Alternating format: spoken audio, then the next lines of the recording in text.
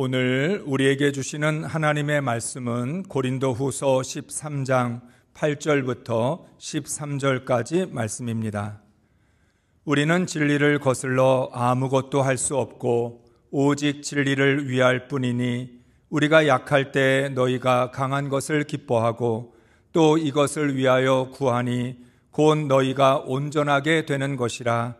그러므로 내가 떠나 있을 때 이렇게 쓰는 것은 대면할 때 주께서 너희를 넘어뜨리려 하지 않고 세우려 하여 내게 주신 그 고난을 따라 엄하지 않게 하려 함이라. 마지막으로 말하노니 형제들아 기뻐하라. 온전하게 되며 위로를 받으며 마음을 같이하며 평안할지어다. 또 사랑과 평강의 하나님이 너희와 함께 계시리라. 거룩하게 입맞춤으로 서로 문안하라. 모든 성도가 너희에게 문안하느니라. 주 예수 그리스도의 은혜와 하나님의 사랑과 성령의 교통하심이 너희 무리와 함께 있을지어다. 아멘. 할렐루야. 추워지는 날씨 가운데서도 뜨거운 주님의 사랑과 성령의 충만함을 경험하고 계십니까? 오늘 이 시간에도 여러분 삶에 여러 가지 급한 일도 있고 걱정과 염려도 있을 텐데 그 모든 것 내려놓고 하나님을 예배하기 위하여 이 자리에 나오신 모든 분들께 하나님의 풍성한 은혜가 함께 하시기를 바랍니다. 사람마다 두려워하는 이유가 다릅니다.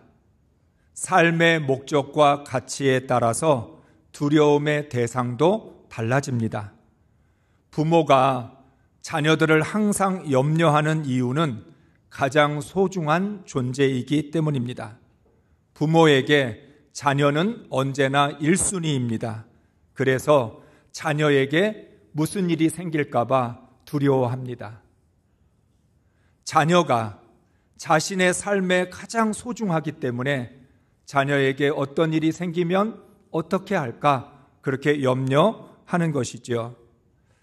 그러므로 구원이 나의 1순위라면 구원을 위해 두려워해야 합니다. 두려워하는 마음이 없다면 1순위가 아닌 것입니다. 신앙이 나의 삶의 목적이라면 신앙을 잃어버릴까 봐 벌벌벌 떨어야 합니다. 그러니까 정말 구원이, 신앙이 나에게 있어서 1순위가 되는지 아닌지는 그것을 두려워하고 있는지를 보면 알 수 있습니다. 구원과 신앙이 삶의 목적이라면 검증하고 확인하는 것은 너무나 당연한 일입니다. 만약 여러분 집에 가장 귀한 보석이 있다면 잘 있는지를 수시로 확인해 볼 것입니다. 정말 내 전 재산과 같은 귀한 보물이 우리 집안에 있다면 그게 잘 있는지 확인하고 또 확인하고 확인했는데도 또 확인하는 그런 일을 반복하게 될 것입니다. 그것처럼 내 안에 주님이 계신지를 수시로 확인해 봐야 합니다. 내가 믿음 안에서 살고 있는지를 수시로 점검해 봐야 합니다. 왜냐하면 구원과 예수 그리스도가 내 삶의 가장 소중한 존재이기 때문에 그렇습니다. 정말 소중한 것일수록 검증하고 확인하는 것은 반드시 해야 할 일입니다. 그래서 다윗도 수시로 확인하고 검증했습니다. 시편 139편 23절 24절의 말씀을 읽겠습니다. 하나님이여 나를 살피사 내 마음을 아시며 나를 시험하사 내 뜻을 아옵소서. 내게 무슨 악한 행위가 있나 보시고 나를 영원한 길로 인도하소서. 아멘. 다윗은 두려웠지만 자신의 인생에서 하나님이 가장 소중한 분이셨기 때문에 하나님께 자신의 마음을 살펴달라고 간구했습니다. 혹시라도 내게 무슨 악한 행위가 있는지를 검증해달라고 기도했습니다. 다윗이 하나님 마음에 합한 사람이 될 수 있었던 건 이런 자세와 태도가 있었기 때문입니다. 다윗은 자기 스스로가 시험하고 확인하는 것이 아니라 하나님께, 하나님, 내게 믿음이 있는지를 시험해 주십시오. 내게 무슨 악한 행위가 있거나 하나님 말씀과 상관없는 그러한 모습들이 있는지를 하나님 검증해 주십시오라고 구했던 것이죠. 왜냐하면 시험하고 검증해야 하나님께 거룩하고 정결한 믿음을 드릴 수 있기 때문입니다. 다시 말하면 다윗은 하나님께 가장 거룩한 믿음, 정결한 믿음을 드리고 싶어서 수시로 하나님, 나를 좀 시험해 주시고 검증해 주시고 확인해 주십시오. 그래서 내가 가장 거룩한 믿음으로, 정결한 믿음으로 하나님께 영광을 돌리게 해달라고 간구했던 것입니다.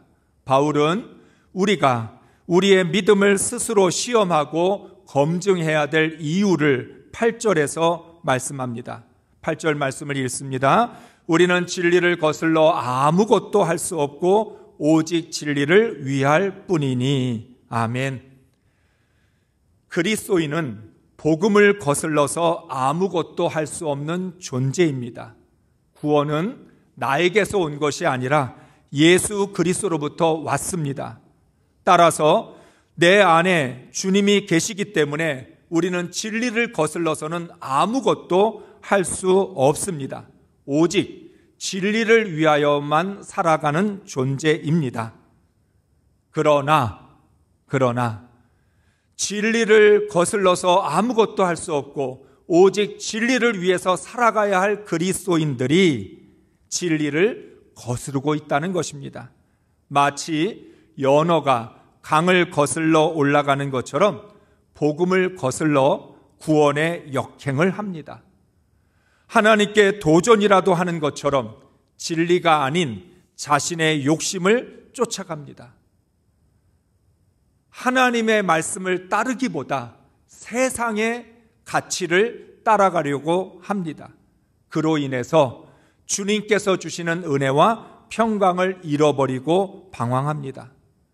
하나님의 창조와 그리스도의 구원 속에 행복과 평안이 있음에도 불구하고 우리는 자꾸만 엉뚱한 곳에서 행복을 찾느라 에너지를 낭비합니다. 평안을 구하지만 얻지 못해서 불안한 삶을 살아갑니다.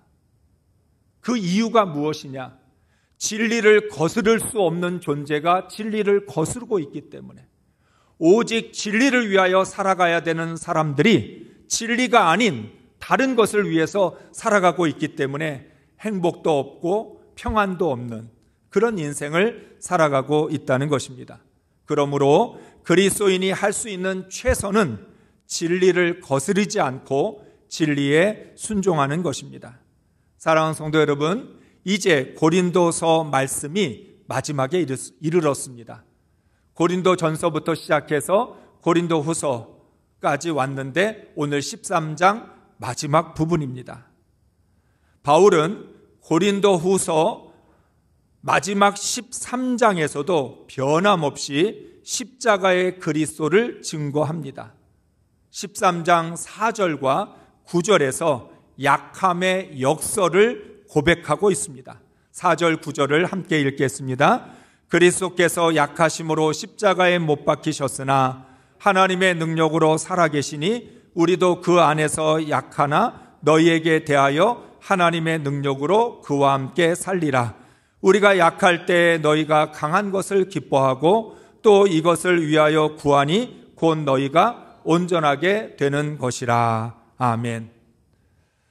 바울은 계속해서 약함의 역설, 약함의 신비에 대해서 말씀합니다. 그것은 고린도 성도들이나 우리 모두가 똑같은 생각을 가지고 있기 때문입니다. 어떤 생각입니까? 나는 연약해서 구원을 이루어갈 수 없어. 나는 부족해서 믿음으로 살기가 힘들어. 나는 늘 연약해. 나는 늘 부족해. 나는 아무것도 할 수 없어. 연약하고 부족하고 그래서 아무것도 할 수 없다라고 하는 그 생각에 사로잡혀 있는 우리들을 향해서 바울은 말하는 것입니다. 비록 너희는 약할지 몰라도 너희 안에 계시는 그리스도는 결코 약하지 않다. 신앙은 너희의 능력으로 살아가는 것이 아니라 하나님의 능력으로 살아가는 것이기 때문에 우리의 연약함이나 부족함이 구원을 완성해 가는 데 있어서 아무런 걸림돌이 되지 않는다. 얼마든지 너희 속에서 역사하고 계시는 하나님의 능력은 너희의 구원을 이루어가고 완성해 갈 수 있도록 인도해 주실 것이라고 말씀하고 있습니다. 그래서 바울은 고린도 성도들의 심령에 십자가가 새겨지기를 원합니다. 고난과 약함을 두려워하지 말고 기쁨으로 받아들여라. 십자가가 그 모든 고난을 이기게 한다. 주님이 승리하신 건 너도 승리할 수 있다는 증거다라고 말씀하고 있는 것입니다. 구원의 길을 걸어가는 그리스도인들은 십자가의 고난과 죽음, 부활을 잊지 말아야 합니다. 고린도 성도들은 누구보다 큰 은혜를 받았지만 복음에서 벗어나 지속적으로 죄를 지었습니다. 우리가 이미 고린도전서 후서 말씀을 통해서 보았지만 고린도 성도들은 은혜도 많이 받았지만 죄도 많이 지었습니다. 하나님의 사랑도 많이 받았지만 하나님의 사랑에 거스르는 행동도 많이 했습니다. 바울로부터 정확한 복음을 들었음에도 불구하고 다른 예수, 다른 복음에 넘어가서 구원을 이루어가지 못하고 신앙의 성장이 멈추어 버렸습니다. 그것은 십자가를 바르게 이해하지 못했기 때문이고 약함의 역설을 받아들이지 못했기 때문입니다. 여러분, 아무리 은혜가 물 붓듯이 쏟아져도 소화해내지 못하면 흘러가고 맙니다. 여러분이 음식을 맛있게 먹었다고 다 소화가 되는 것은 아닙니다. 음식을 맛있게 먹었는데도 하나도 소화가 되지 않고 그냥 내보낼 수도 있습니다.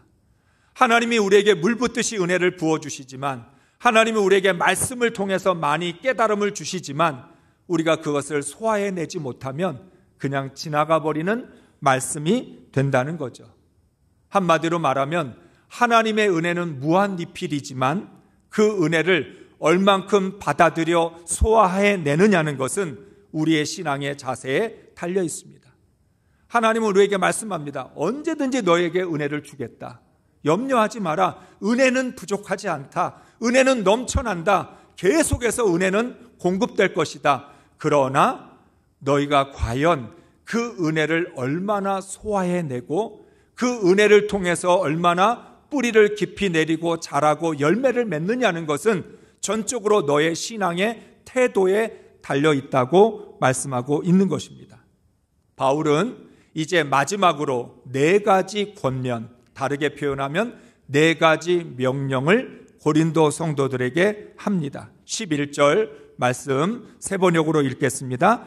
끝으로 말합니다. 형제자매 여러분 기뻐하십시오. 온전하게 되기를 힘쓰십시오. 서로 격려하십시오. 같은 마음을 품으십시오. 화평하게 지내십시오. 그리하면 사랑과 평화의 하나님께서 여러분과 함께 하실 것입니다. 아멘. 세 번역에서는 끝으로 말합니다. 개역 개정 성경에서는 마지막으로 말합니다. 바울은 분명히 말합니다. 이젠 마지막이다. 고린도 성도들에게 주는 권면이 이제는 마지막이다. 그러면서 개역 개정으로 보면 4가지 명령이고 세 번역으로 보면 5가지 명령인데 이 바울의 마지막 권면 명령을 4가지로 정리해서 함께 나누려고 합니다. 첫째는 기뻐하라입니다. 기뻐하라는 말씀을 영어 성경에서는 주로 굿바이, 페어웰로 번역을 합니다. 흔히 헤어질 때 사용하는 인사말입니다. 굿바이, 페어웰, 잘가 이런 뜻이죠. 그러니까 이 기뻐하라라는 단어 속에는 이렇게 가벼운 의미가 있습니다. 히브리어 인사말 샬롬도 만났을 때도 샬롬이지만 헤어질 때도 샬롬 이렇게 인사를 합니다. 그러나 바울은 오늘 기뻐하라는 말을 그리스도인의 가장 중요한 특징으로 말하고 있습니다. 그리스도인이냐 아니냐, 저 사람이 예수를 믿는 사람이냐 아니냐, 그것을 구별할 수 있는 가장 중요한 특징이 뭐냐? 기쁨입니다. 누군가 바울에게 그리스도인은 어떤 사람입니까? 이렇게 묻는다면 바울은 기뻐하는 사람입니다. 이렇게 대답을 하는 거죠. 신앙에 대해서 잘 모르는 사람, 그리스도인이 어떤 존재인지를 모르는 사람이 바울에게 예수 믿는 사람은 뭐가 다르죠? 예수 믿는 사람의 특징은 뭡니까? 이렇게 묻는다면 바울은 기뻐하는 것입니다. 기쁨이 있습니다 라고 대답을 하는 거예요. 그래서 빌립보서 4장에서 주 안에서 항상 기뻐하라고 말씀합니다. 주 안에서 항상 기뻐하라. 그것은, 기쁨이라는 것은 내가 믿음 안에 있다는 것과 내 안에 그리스도가 계시다는 증거입니다. 기쁨은 내 의지나 인격에서 나오는 것이 아닙니다. 나를 위하여 십자가에서 죽으신 예수 그리스도에게서 나옵니다. 한마디로 말하면 예수 그리스도에게 뿌리를 내리고 있는 사람, 복음의 뿌리를 가지고 있는 사람, 그 사람이 항상 기뻐할 수 있습니다. 다시 말씀드립니다. 기쁨이라는 건 내 인격에서 나오는 것도 아니고 내가 기뻐하려고 하는 의지를 가지고 있다고 해서 억지로 기쁨이 나오는 것이 아니라 내 안에 주님이 계실 때만, 내가 그리스도의 뿌리를 내렸을 때에만, 믿음 안에 있을 때만 나타날 수 있는 게 기쁨이라는 거죠. 그러니까 항상 기뻐하라라는 말은 항상 믿음 안에 있어라, 항상 예수 그리스도와 동행해라, 항상 예수 그리스도에게 뿌리를 내리고 살아라, 이런 말씀인 것입니다. 그리스도인이 그리스도 안에 뿌리를 내리면 항상 기뻐할 수 있습니다. 그리스도의 뿌리에서부터 기쁨이 공급되기 때문에 고난 중에도 기뻐할 수 있습니다. 조건적인 기쁨이 아니라 존재론적인 기쁨입니다. 세상 속에 있는 기쁨은 조건적입니다. 기뻐할 일이 있을 때만 기쁘고 기뻐할 일이 없으면 기쁘지 않습니다. 조건에 따라서 기뻐할 수도 있고 기뻐하지 않을 수도 있는 거죠. 그런데 그리스도인의 기쁨은 존재론적인 기쁨. 내가 그리스도 안에 뿌리를 내리고 있고 그리스도를 의지하며 살아가고 있고 나는 믿음으로 살고 있기 때문에 기쁨이 나올 수밖에 없다는 것입니다. 바울이 주와 함께 죽고 주와 함께 살기로 결단한 순간부터 바울에게서 그 무엇도 기쁨을 빼앗아갈 수 없었습니다. 바울은 주를 위한 고난도 기뻐했고 어떤 형편에서도 기쁨을 잃어버리지 않았습니다. 그래서 바울은 기쁨을 그리스도의 특징이라고 말하고 있는 것입니다. 고린도 성도들을 향한 마지막 명령, 너희는 기뻐하라. 너희는 기뻐하라. 너희가 기뻐하고 있다는 말은 그리스도 안에 있다는 증거가 되고 너희가 믿음으로 살고 있다는 증거가 되고 너희 속에 주님이 계신다는 증거가 되기 때문에 항상 기뻐하라고 명령하고 있습니다. 둘째는 온전하라입니다. 헬라어로 온전하라는 고쳐지다, 다시 온전히 제자리를 찾는다, 질서가 잡히다라는 뜻입니다. 정리하면 복음에 합당한 삶으로 회복하라고 하는 의미입니다. 고린도 성도들이 여러 가지 죄악과 거짓 사도들의 가르침으로 인해서 무너졌던 영적 질서를 회복하고 예수 그리스도께 집중하라는 명령입니다. 고린도 성도를 향해서 온전하라, 이 말은 너희의 삶에 하나님의 질서가 잡혀야 된다.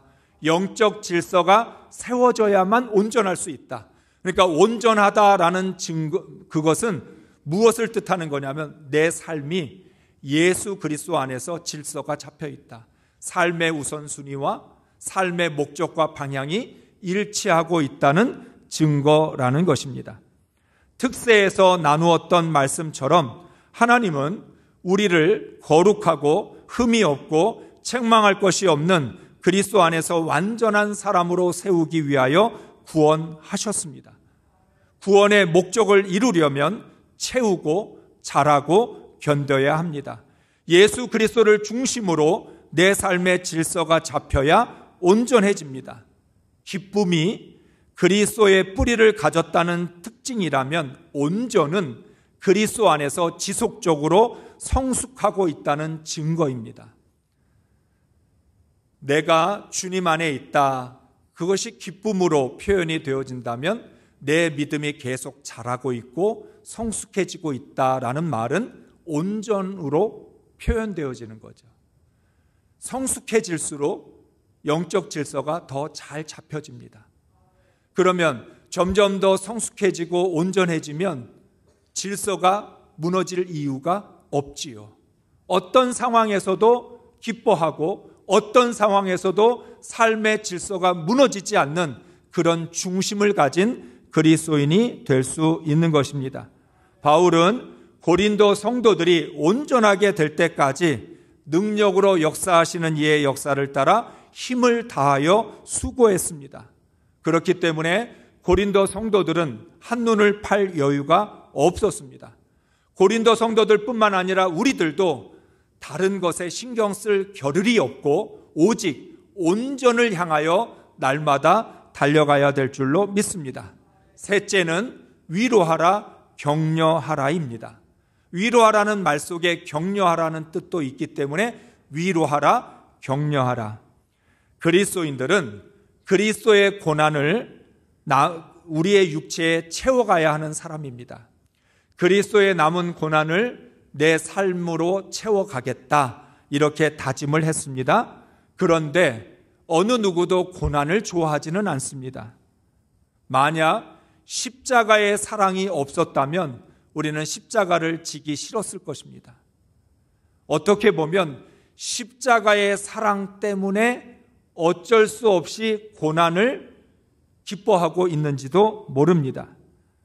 그렇지만 십자가로 구원을 받은 사람이라면 주님을 사랑하는 마음으로 십자가를 져야 합니다.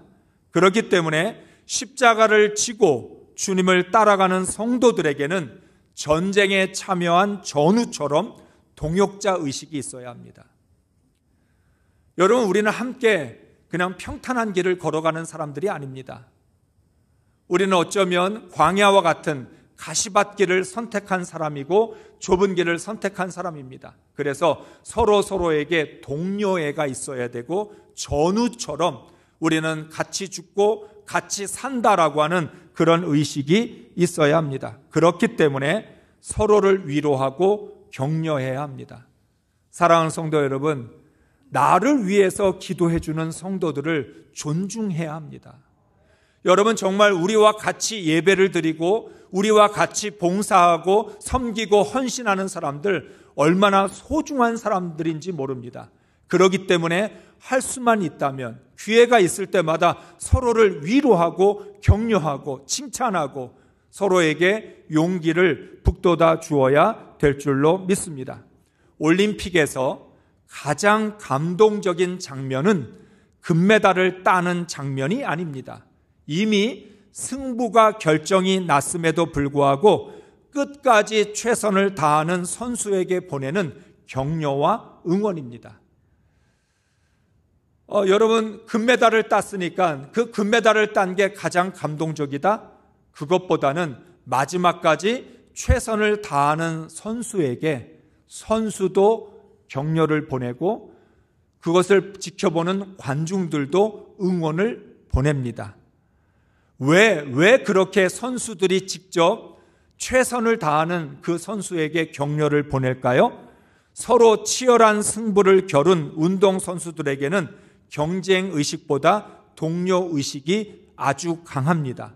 왜냐하면 같은 선수로서 얼마나 힘든 훈련을 하고 시합에 참여했는지를 너무나 잘 알기 때문입니다. 그래서 서로가 같이 경쟁하고 치열한 싸움을 벌였던 선수들 사이에는 동병상련의 마음이 있습니다. 내가 이 시합을 위해서 얼마나 애쓰고 노력했는지 내 자신이 잘 알고 있는데 상대방 선수도 나처럼 이렇게 열심히 애쓰고 노력했다는 그 마음을 알기 때문에 시합을 할 때는 치열하게 하지만 시합이 끝나면 서로를 안아주고 격려하고 이렇게 하는 거죠. 왜 그럴까요? 얼마나 힘든지를 잘 알고 있기 때문에. 그래서 격려를 보내주고 응원을 보내주는 겁니다. 이기고 지는 것보다 더 중요한 건 그렇게 함께 시합을 했던 선수들을 격려하는 일이라고 말할 수 있습니다. 한국 교회 성도들이 가장 고쳐야 될 점, 함께 신앙생활하고 함께 섬기고 함께 기도하고 함께 예배를 드리는데도 아직도 시기와 질투가 사라지지 않는다는 거예요. 우리는 시기의 대상이 아니라 질투의 대상이 아니라 격려의 대상이고 위로의 대상입니다. 우리는 서로 시합을 하는 것도 아니잖아요. 우리가 마지막 날 하나님 앞에서 받는 상은 하나밖에 없는 게 아니라 모든 사람에게 주어지는 상이고 모든 사람에게 주어지는 면류관입니다. 그렇기 때문에 우리 금오제일교회 성도들 중에서 한 사람도 낙오되는 사람 없이 우리 모두가 다 하나님의 면류관을 받는 것이 목표라는 거죠. 그러기 위해서 할 수 있어.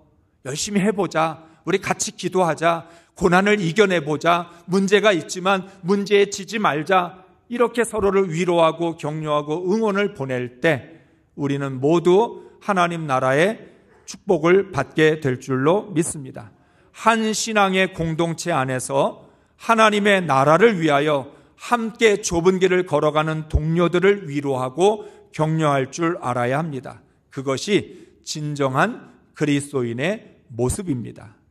넷째는 마음을 같이 하라입니다. 다르게 말하면 화평하게 지내라입니다. 개역 세번역 성경에는 마음을 같이 하라, 화평하게 지내라를 둘로 나누었는데 사실은 이걸 하나로 묶을 수 있어요. 왜냐하면 구원을 받은 그리스도인들은 같은 마음을 가지고 있기 때문입니다. 빌립보서 2장 5절의 말씀입니다. 너희 안에 이 마음을 품으라 곧 그리스도 예수의 마음이니. 아멘. 여러분, 우리 모두는 다 마음이 하나밖에 없어요. 우리에게는 무슨 마음밖에 없는 거예요? 그리스도 예수의 마음밖에 없어요. 저와 여러분, 우리 모두의 마음은 하나입니다. 그리스도 예수의 마음밖에 없는 거예요. 그런데 그리스도인들은 다른 마음을 품고 싶어도 품을 수 없음에도 불구하고 다른 마음을 품고 있다는 거예요. 그리스도 예수의 마음밖에 없기 때문에 우리는 다른 마음을 품고 싶어도 품을 수 없는 거예요. 그럼에도 불구하고 우리가 하나의 마음이 되지 못한다는 건 각자가 그리스도 예수의 마음을 품고 있는 게 아니라 내 생각, 내 마음을 품고 있기 때문이라는 거죠. 주님을 닮으면 닮을수록 마음은 같아질 수밖에 없어요.